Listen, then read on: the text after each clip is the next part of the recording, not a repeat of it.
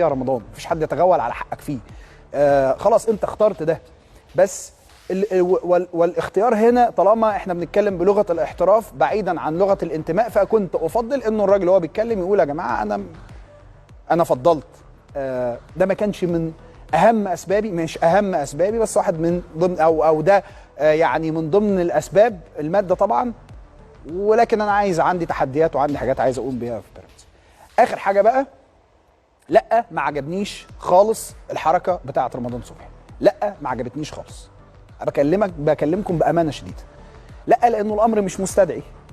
هي حركتك من 2018 وهجيب لكم لقطات وفيديوهات، هي حركته، ده حقيقي، بس لما بنكون في الحاله ديت، الحاله الجدليه ديت، لا ما تتسببش فيها. خلاص الناس زعلانه، جماهير النادي الاهلي زعلانه، ومش زعلانه عشان حاجه، زعلانه عشان ده رمضان صبحي يعني. فالطبيعي رمضان ده له قيمه ومحبه كان عند جماهير النادي الاهلي، انه واحد من الاسماء اللي طلعت جوه جدران النادي الاهلي، فالناس برضه لحد دلوقتي